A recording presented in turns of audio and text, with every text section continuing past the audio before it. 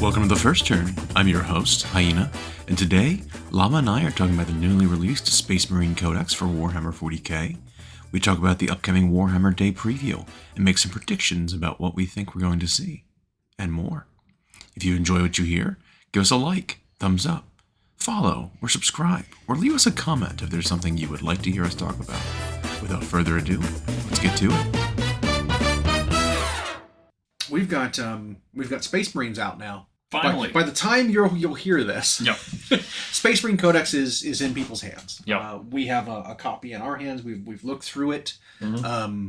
There was some trepidation of it because of early reports. Because with the way that embargoes work and stuff, you can't really give the actual information. You can only give summaries ahead of time.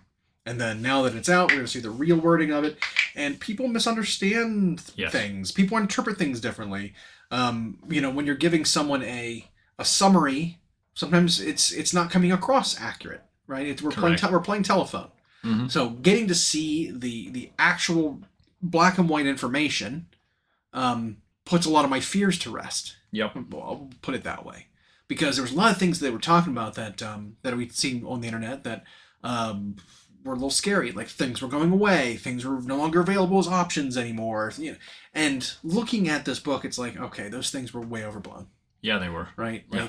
One of the things was the lack of thunderhammers, right? That was a common thing. It's like, where'd all the thunderhammers go? Well, you're right. Most thunderhammers are out of the book, as in like new units, new kits don't come with thunderhammers anymore. And so in the book, those data sheets, they don't have thunderhammers as an option. But older kits still have them, and those older kits that had them as options still have them in this book. The Smash Captain, even though there's a brand new jump pack captain that is just coming out with the Space Marine book, there is a jump pack captain build that people loved. They nicknamed the Smash Captain. Yep. And one of the weapon options for that model, while the bits aren't in it, one of the weapon options is still Thunderhammer Storm Shield. Yep. Well, that model doesn't come with it, but you can still run it. Things like that. Yep. Assault Terminators, from what I can tell, still had Thunderhammers available. Sergeants in tactical squads and Devastator squads still had Thunderhammers available. Stuff like that. And so, no, it's not all gone. No. But, the foot captain can't take a Thunderhammer anymore. Yeah, so your guy moving 6 on foot can't have a Thunderhammer. Fine, whatever. So that's kind of where I was at, where I was like, okay, this is fine. Some of the things we wished got better did get better. Scouts are one of those things that are just... Holy cow, they're good. Yep. For the same cost as like a Tau Fire Warrior, you have an actual just Space Marine with a 4-up save. Yep. Like 2 wounds, still Bliss Seal 3. And if they're not engagement rage, they can redeploy themselves. They can dip out. Yeah. They can take a special and a heavy weapon in the unit. They can take a sniper rifle and a missile launcher in a 5-man unit. Mm-hmm. And it's just like for 55 points. It's just insane. Yep. So I thought that was super cool. I really liked how they gave hitting on 3s back to the power fists on aggressors. Yeah. So that kind of warrants that point increase that they got in the data sheet that also the points update that also released today with the book. So that was nice to see that. I really like aggressors again. One of my things with aggressors was it's just like, hitting on 4s kills that unit. Oh, they're supposed to be like these melee fighters. It's like, yeah, but they hit on 4s. And they had like 2 attacks or something. Like it was not enough. Maybe they had 3 attacks before. I don't know. But it felt like they didn't swing. Maybe I'm thinking of Hive Guard and their 2 attacks with their power fist. Tyrant Guard, whatever. Tyrant Guard. Yes. And their 2 swings apiece. Yep. But aggressors have 3 swings, twin links or rerolling wounds. And they have guns. And they're tough 5 with 3 wounds. And they're hitting on 3s now in melee with their power fist. So aggressors very much back on my menu. I like them a lot. Back on the menu. Yep. And just most of the things I liked. I liked a lot of the combos and synergies that you see. There is no lieutenant with a jump pack, though. So your assault units, your 2 of them, with jump packs cannot be captain plus lieutenant led. Right. So that was one thing that I did notice. The only jump pack characters are, besides a named character or 2, was the captain with jump pack and the Blood Angels model chaplain with jump pack, which is interesting because those 2 kind of do the same thing in my mind, because they both have a rule that enhances the melee attacks of the units that they're leading. One of them is +1 strength, the other one is +1 to wound. And with strength 4 weapons, +1 to strength and +1 to wound is kind of the same thing against a lot of targets. I mean, except against, like, tough 12 vehicles or something. +1 is obviously better. Yep. Or if you're fighting against something that's tough 3, +1 to wound is better. So like there's those breaking point cases where +1 to wound is better. I mean, +1 to wound is better, period. Let's put it that way. Yeah. Most of the time. Actually, all the time. I don't think +1 strength ever edges out +1 to wound. Probably not. Ever. No. But it's not that much better in most situations. But there are trade-offs of a chaplain versus a captain because of, getting free CPs and stuff like that. The chaplain does fight a little worse than the captain does. Yeah. So it's like, But there's plenty of support for the units in that book. Yeah. Like the fact that the other thing they did is they trimmed down data sheet numbers. Yeah, they did. There's still a lot of data sheets in there, but they've condensed a lot of them, right? So now you don't have like Primaris chaplain with, chaplain on foot, old chaplain. You don't have chaplain with storm shield. And you don't have both Reclusiarch and another type of chaplain. All this stuff. Yeah. So it's like now there's just chaplain. The photo of it is the Primaris chaplain, the one with like the hood up. Yeah. But it encompasses any chaplain on foot that can be used as that model, and it can join 12 or 15 different units. Yeah, and that not only validates everybody who's got an old one or a converted one or the new one, it invalidates the idea that they're telling you have to use this model. You can use any. And so, they simplified it down to chaplain on foot, Terminator chaplain, chaplain on bike, jump pack chaplain. Yep. So all the different like methods for travel. Yep. There are multiple chaplains, but they all have their own rule essentially, and they've got a different list of things they can join. Yep. But pretty much all units can be joined by one chaplain or another. Yeah. Most of them. Which is neat. There are still a few units that still can't have any support whatsoever. Mm-hmm. Devastators, I think, was one of those units where you just like nothing can join Devastators. I have a suspicion that Devastators are going away soon. That could be. They'll be like on the chopping block next. Because as soon as there's like a missile launcher unit, a las cannon unit, and then if they're going to go the route of keeping Grav, some kind of anti-tank like Grav cannon unit, right? I think Devastators are done. Right, because then they've made all the specialist units. Right. And you don't need to have that squad. Yep. Maybe even the same for Vanguard veterans. Because there's only Vanguard veterans with jump packs now. There's no Vanguard veterans on foot. Whereas you do still have the Intercessors on foot and the Intercessors with jump packs. Those are the new assault units. So maybe there's something going on there too. But mostly, like, all of the old Marine units are cut, right? There's not much left. Right. Old Terminators, the assault Terminators are old models, but they're not going anywhere. They'll be replaced with a new real scale. I'm sure they will. Terminator unit. The Tactical Marines and the Devastators, which the Devastator kit was newer. Remember when they came out and they were like chunky? They was like late 8th, I think. 7th. Late 7th. Because 8th was when they started Primaris, Yeah, but it was way after the other Marines were made. So that is relatively newer for Space Marine kits. But like beyond those two, most of the other ones are gone. I mean, besides like vehicles. That's another thing that I wanted to talk about is the vehicles not being able to transport just anything. I could see it being something where they decide, well, your rhinos are getting cut. Play them as impulsors, right? And then everything can ride an impulsor that can ride in either of them. That's the next thing I think they need to do is say no more segregation of like transports. It's based on your armor type and your size, how many spots you take up, but anyone can ride. Yep. I want to see that route. Because it's still just a little silly to me that like certain things just can't ride in. Why can't Tactical Marines ride in a repulsor? Yeah. Why not? Explain that to me. Well, are they too small to fit? That's nonsense. You know what I mean? Because I can see it the other way around, right? A Rhino is built for Space Marine size things. Here come these new Primaris, and they're a foot taller. Foot taller, wielding these gigantic guns. It's like, well, you guys can't physically fit in here. You can't ride. Go in your own. Yeah. But what's the other way around? What's the reason? Oh, your steps are too big. You can't climb up there. You have to climb up like a 4-year-old climbing stairs. Yeah. Help, and you have to like pull each other up. Yeah. You have to get new little ladder systems for your normal Space Marines to climb up there because they're little itty bitty guys. Yep. I don't know. They have It's child just- seats inside it.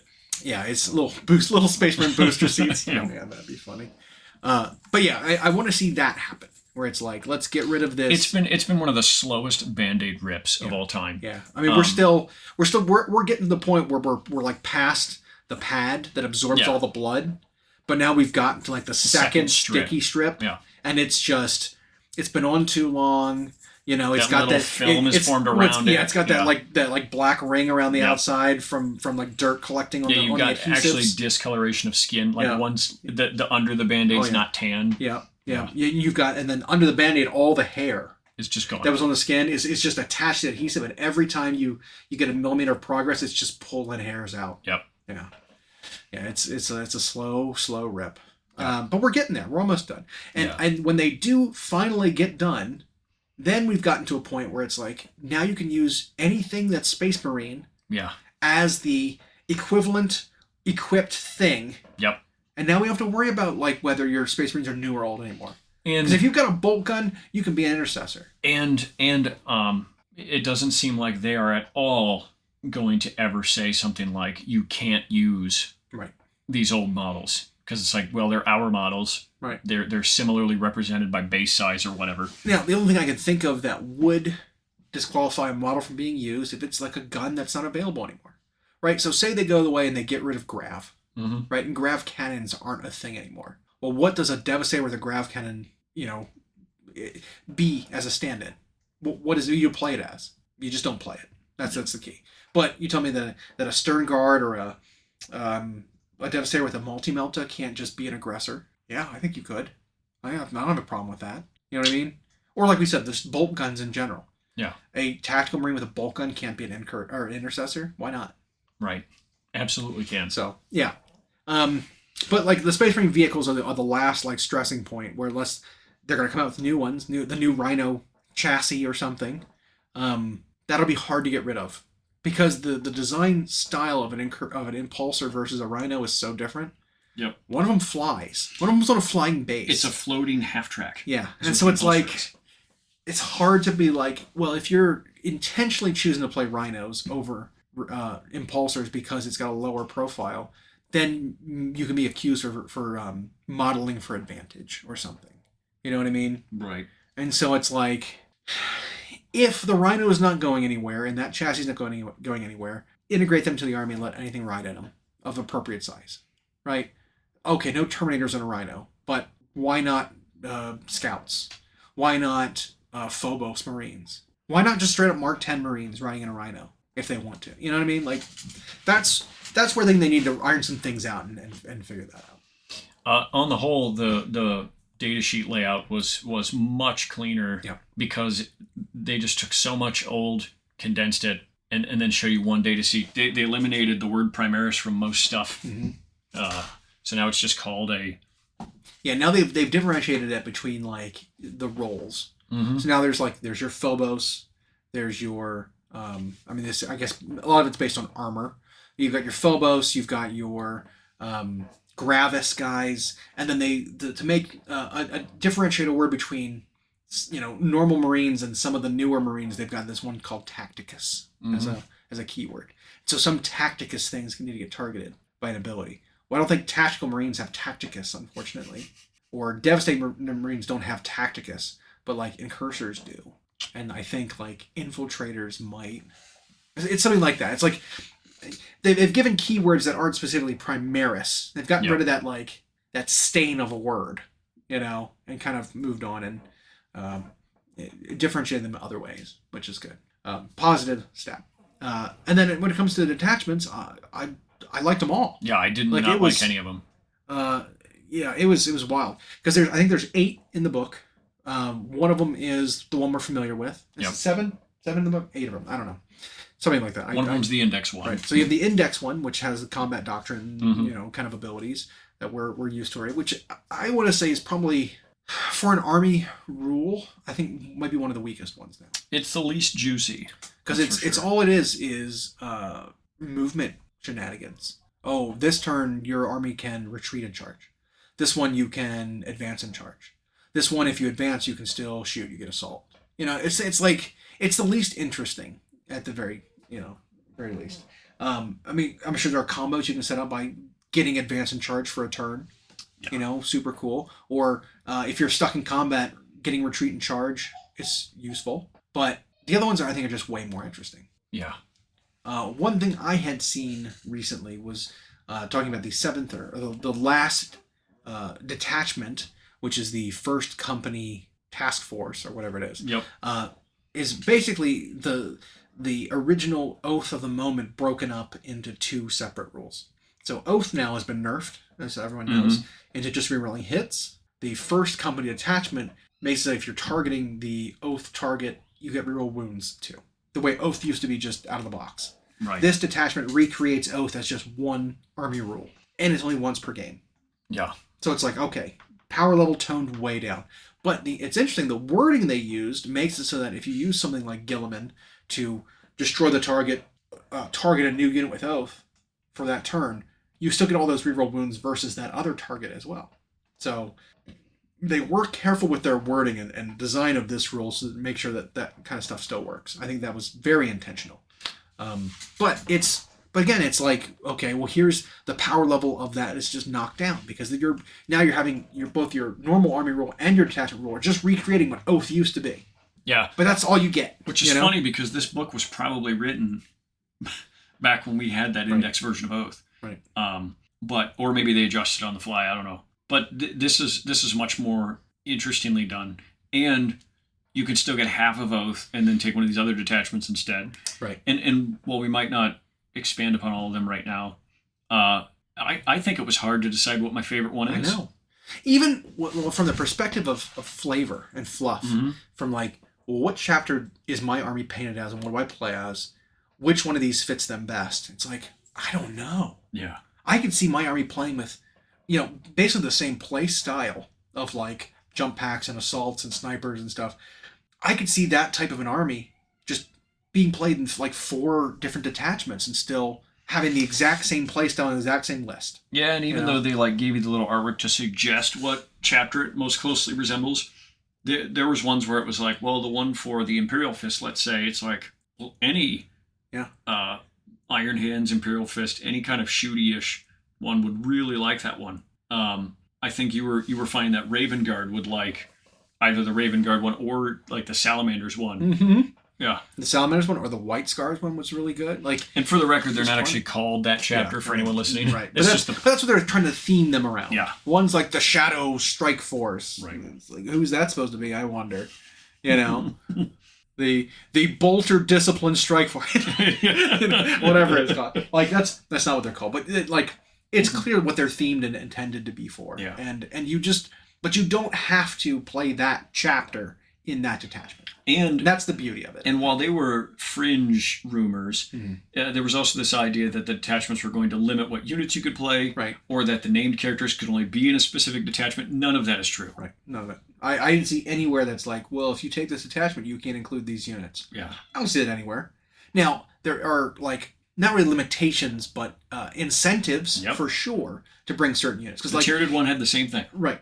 So if you're bringing the detachment that says all heavy weapons or all weapons gain heavy, so stand still, and heavy weapons also get +1 to wound if you stand still, but then you don't bring any heavy weapons, well then you're an idiot. Yeah. Why did you why did you take this detachment then? Did you find one stratagem that good? Right. So it's like you need to build around the army detachment rule. To take advantage of it, and so certain units are just naturally incentivized to bring, for you to bring in there because they can take advantage of it. But that's not to say you couldn't bring something like, you could bring Reavers, I guess, if you want to, even though it would do nothing for them. Mm-hmm.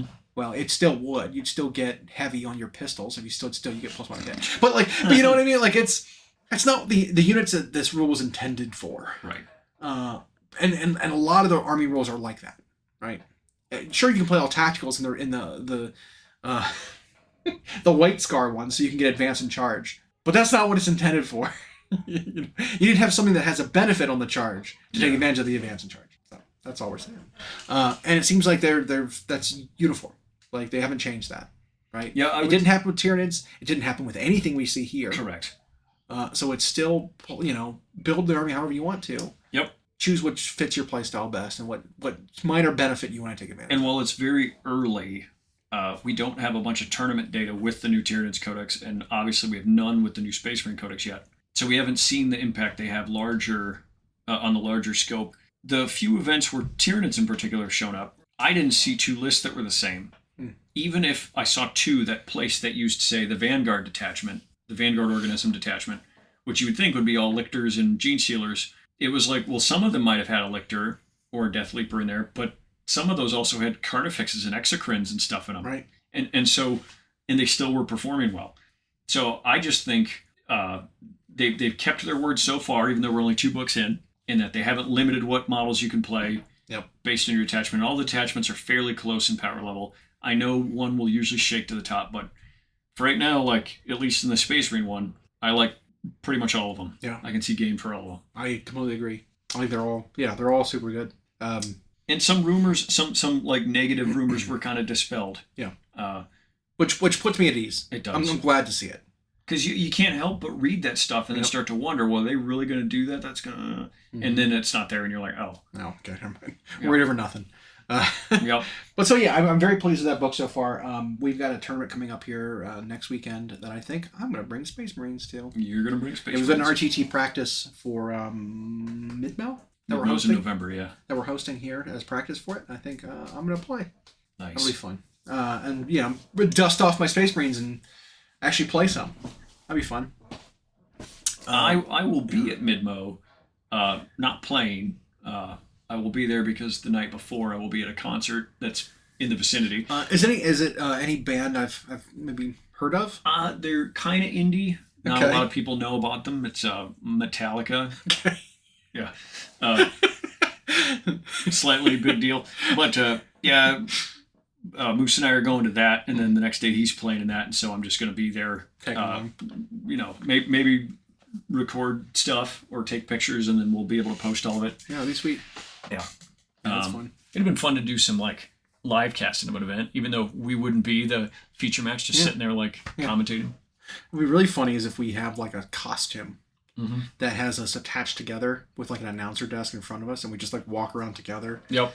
With like, even if it was like puppet style, right? Where it was like at the shoulders up. We have like puppet arms coming from our shoulders, and our hands and stuff are still free. The old-fashioned striped but sport coat. But we're like shackled together at our shoulders, and we walk around at like a bench. And we just like come up to any table and start casting them. Let them hear your comments just loud enough. Like, boy, that was a bad play. Yeah, that'd be really funny. I think that'd be hilarious. Yeah, anyway. But yeah, so Space Marines, I think we'll see. Bust them out next weekend. But I think it'll be fun. That tournament will be interesting because, and I'm sure some footage will go up of it. The reason it'll be so interesting is because you're going to have 2 brand new codexes that don't seem OP, that don't seem like they're automatically power crept into the index world. And so it'll be interesting to see how they perform. Well, it really matters. My analysis of them is really going to matter when I actually build some lists with the new points, because points were down for Space Marines exclusively. I think only a couple units that I'm not going to play actually went up in points. Everything else is down, and so it's like I wonder what a Space Marine list looks like now, seeing how their new detachments, everything look. With these new points, how many models can fit in? Like, I really need to get an actual visual for what a list. I mean, the looks points like, decrease plus these detachments plus their enhancements plus their stratagems gave them so much more than what they were doing before. But you also noticed one thing that people said: no data sheets were changing from index cards to this, and there are some that changed. There are definitely changes. Yeah. I mean, partially because they had to rewrite some of them because data sheets went away. But like the aggressor thing, that was a definite change. Yeah. Right? Like aggressors hit on 4s before. I'm not imagining that, right? I don't think so. Like because that was one of the complaints is power fists hit on 3s. For whatever reason, aggressors are -1. Doesn't make any sense. So they reverted that, or they fixed that and adjusted their points and everything. Like, it's not just a nerf to aggressors because they were too good. Right. It's like, no, they made them better, therefore point increase. Not only that, but they were already a close to attractive option a lot of people were considering anyway. Correct. And now it's just like, oh yeah, now there's definitely play for them. Yep. So yeah, it'll be good to see those put to use. I think some people might do that because everyone owns a Marine army. I think some people will dust them off for an event like that and give them a shot. especially to see how they do against some of the current tried and true of like GSC and Eldar. Or Votan, I guess now you could say, is one of the winningest. Yeah, certainly. What a turnaround! Yeah. But these Marines feel so much better right away, and yet not egregious. Though there's always shock value up front. There's always something somebody plays that people just didn't see, and then it's like, whoa, these are G, and then everyone tries to play it, and then it realizes not that good. But we've got coming up this Saturday, so tomorrow for when people hear this, there's a preview event. Yes, the preview event. Saturday morning. We do have a Saturday morning preview event because today is Friday. So tomorrow morning. Saturday the 14th is the preview event bright and early here. We're in Central Time, so 8 o'clock our time. For the main game preview event, right? And no box games. Yeah. This is like core 4 games are going to be seen. Well, it's Kill Team instead of Heresy. Is Kill Team a bigger game than Heresy? It's probably a more played game than Heresy. Right. But Heresy's supposed to be a core game. So we've got Kill Team, we've got 40K, AOS, Old World announcements. We've gotten a couple of tidbits and previews coming from GW themselves as we're stepping up towards the event. One of them we saw yesterday, Wednesday, was the countdown timer of 3 was on a tree with some beetles and bugs, and I think it can go multiple ways, right? When you see trees, especially like lush verdant trees, you think of a couple things in the Warhammer world, right? You don't think like Death World 40K. You clearly think Ossiarch Bone Reapers. Right, yep. And they're bone trees. Yep. But you think of fantasy. Yeah. Whether it's one of their specialist games or whatever, but it's being that the preview is AOS and Old World. Those are our 2 options for what this is referring to. Yep. It's got to be, right? And so it's either we're getting some kind of Sylvaneth update. I mean, because we do have multiple campaign books to go for AOS for this year. Similar to how Ironjaw's got a big mid-year release. Maybe Sylvaneth are going to get something as an update. Could be super cool. Could be sweet. I think the beetles have symbols on them that mean something. I want to say they're symbols of like the war groves for the different Sylvaneth sub-factions. Well, and the beetles in particular to me made me lean heavier towards Sylvaneth than Wood Elves. Right. Because Wood Elves are just that. There's elves. And they've got kindred spirits and alliances with the trees, but in AOS, it's all about the bugs. The bugs and the dragonflies and all the spites. Yeah. So that's where I'm leaning. But to what end? I don't know. It could be more tree people, spirits and trees combined.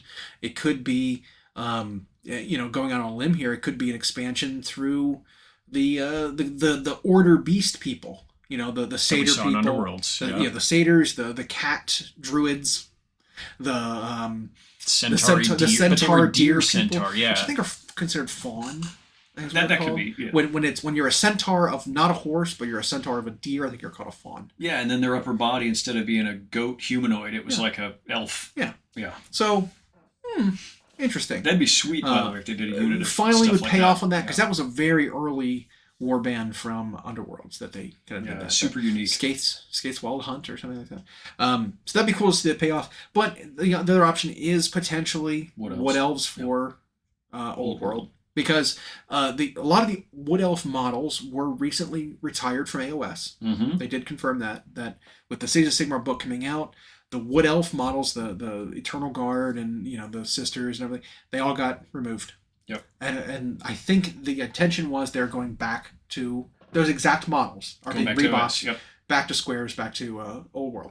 But I mean, there's plenty of things from Wood Elves that were not like ever made new. The Way Watchers and that kind of stuff. There was lots of really old metal models. Yep. So that could be something they'll show us. Could be.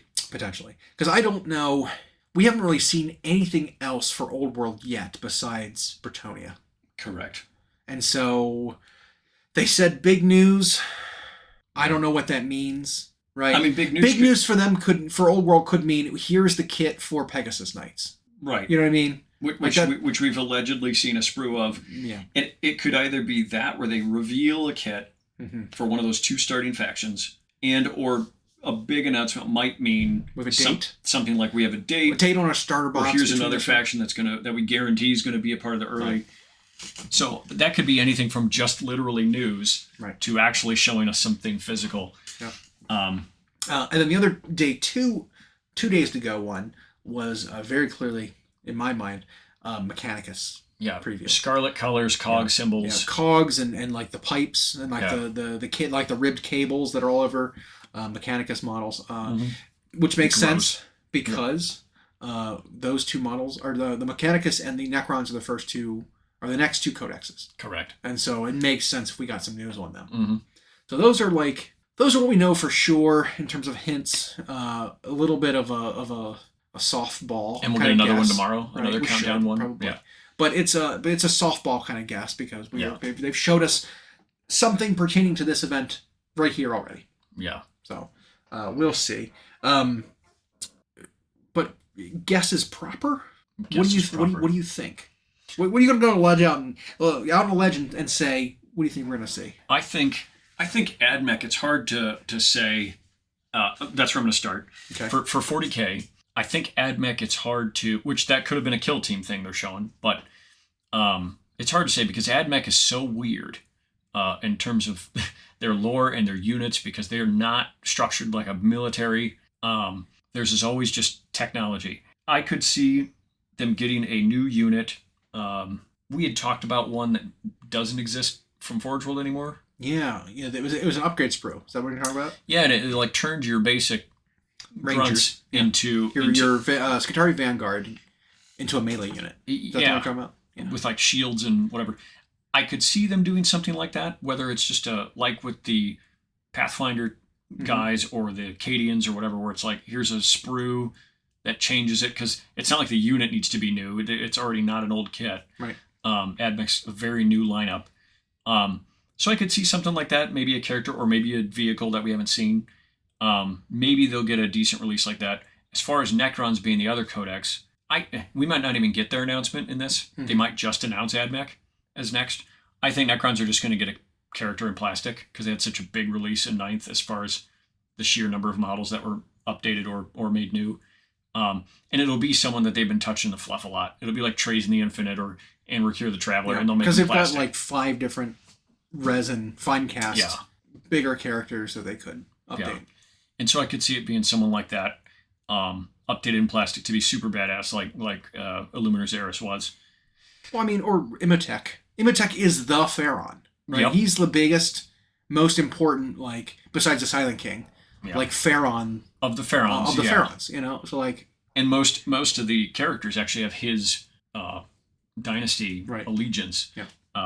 And so it could be any of those cool characters updated in plastic. But for AdMech, it's so hard to say because they're just so bizarre. But I think that kind of infantry unit or unit upgrade, that's what I would guess for them. You know what I want to see? I want to see something like a large dreadnought-sized thing for AdMech. A Domitar class automaton. Or a Thanatar. Yeah. I mean, I'm not going to go out there and say Thanatar because that's large. But I wouldn't be mad at it. They'd probably give it a slightly new name like they did with the Castellans. Yeah. But yeah, that'd be neat. Just bigger than their Castellans, but smaller than a knight. Pick some because a Thanatar would be about the size of a War Dog in height. I think he'd be closer to the Redemptor, the Thanatar. Well, I mean, most of those are about the same now. The Redemptor is pretty huge now. Redemptors are big. They're about War Dog size. So. Oh, War Dog. I thought you were saying Warhound. I was like what do they call what the Imperium one's called? The Armigers. The Armigers. Yeah, those ones. That size would be fantastic. Right. Yeah.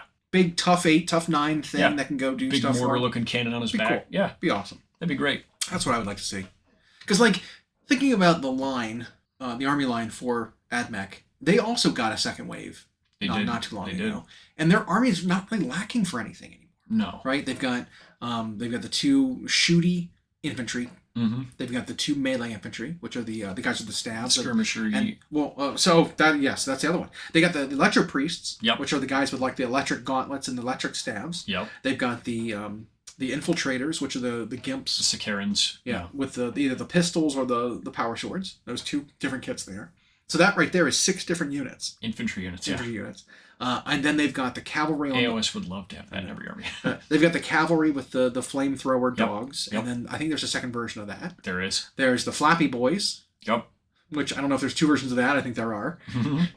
You've got the tech priest, the data smith, plus the big robots. You've got the little baby tank servitors. There's 2 versions of that one. And then you've got a transport of the spider tank. You've got the 2 planes. Like, their line is large. It like is. when you sit and think about it, like Yep. it is a large army line. It is. Twice the size of that of Votan, maybe more than twice the size Right. of Votan's line. But it's like, what else do they need? Not more infantry, not more vehicles, like tanks. Like this is the only thing that kind of fits in is like, this could slide in of something that they didn't have already that they could use. Yeah. But I wouldn't be surprised if they just gave him another character, but they gave us the Skitarii Marshal not too long ago too, as Yep. just another character. Yep. And they gave us the Fat Dominus. Remember him, like the flat, Yeah. floating orb Dominus guy? Yeah. Like, there's a lot of characters, a lot of stuff they've gotten in the last few years. Yeah. So, I don't know. I think it's a newer line that they did correct in terms of making it fleshed out very quickly. I mean, I guess Lumineth, they got close to doing that. Yep.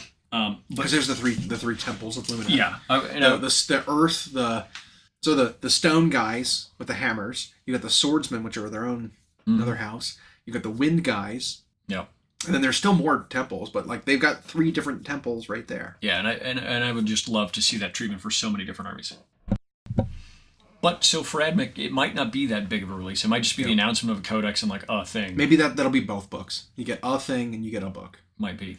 Because following Space Marines and Tyranids, those are pretty big releases. Massive releases. These 2 yeah. might be relatively small. That might be why they scheduled them to be the next ones, because they're smaller. That could be. And in particular, I think AdMech could use it rules-wise.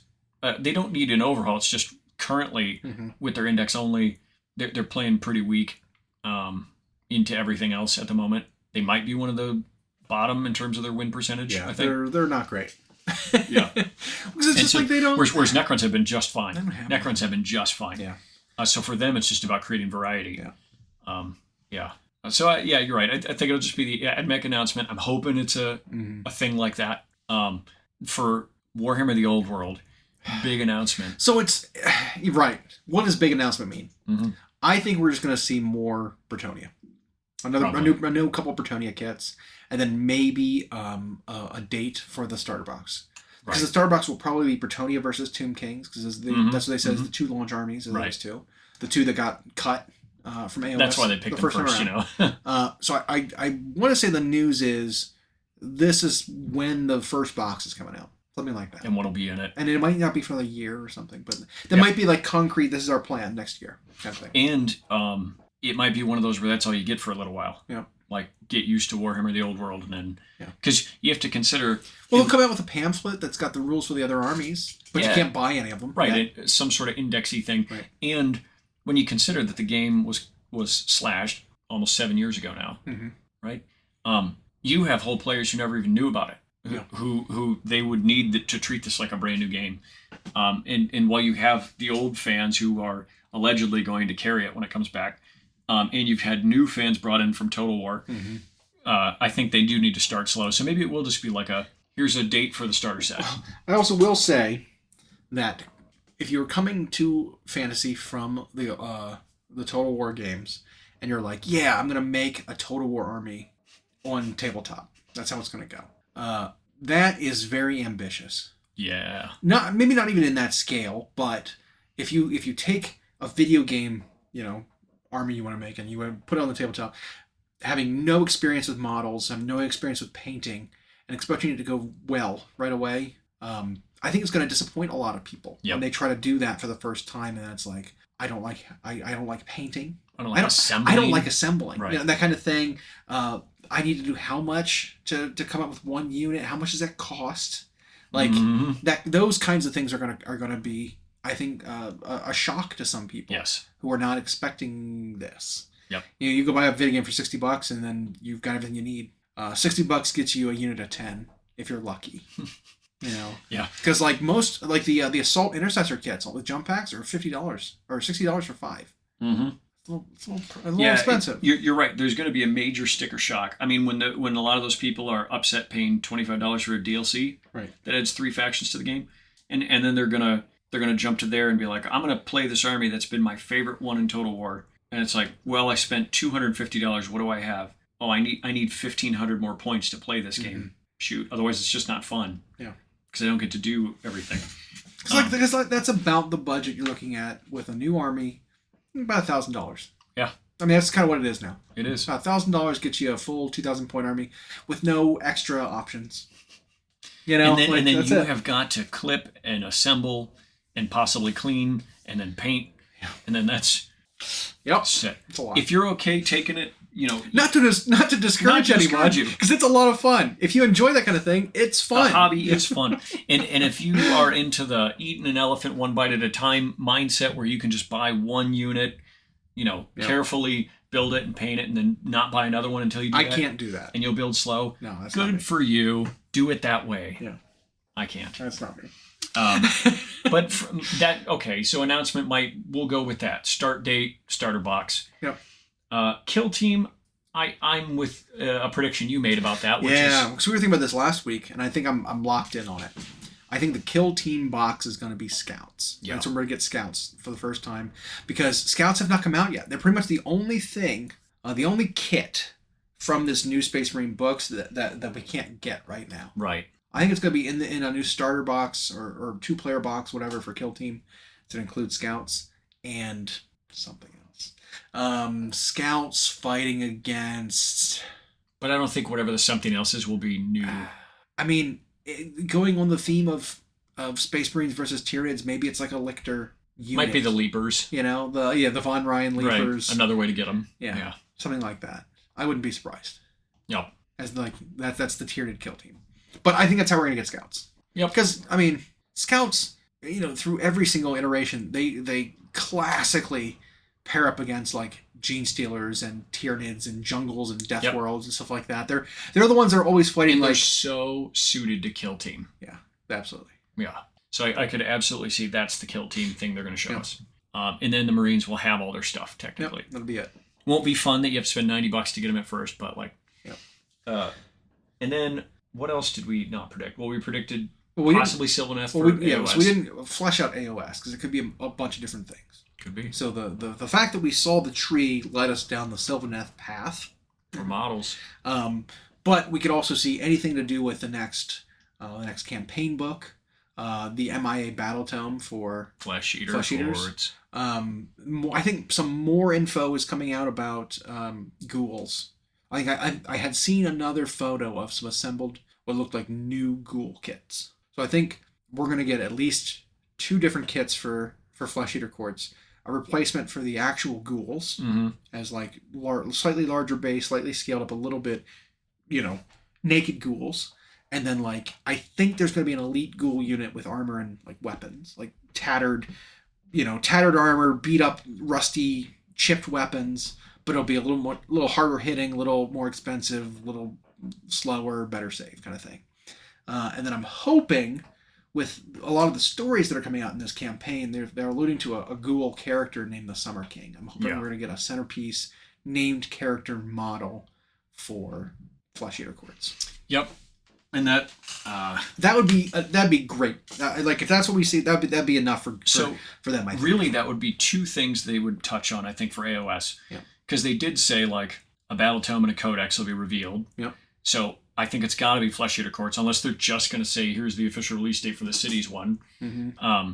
And Flesh Eater Courts, I think, are going to have significant models. And then I do think they're going to talk about the next campaign, probably, or next part of the campaign. So AOS might actually end up with, like, one of the biggest parts of the thing. And is this a 2-day preview or a 1 day? It's just one day. It's just 1 day. I think it's just 1 hour. 1 hour.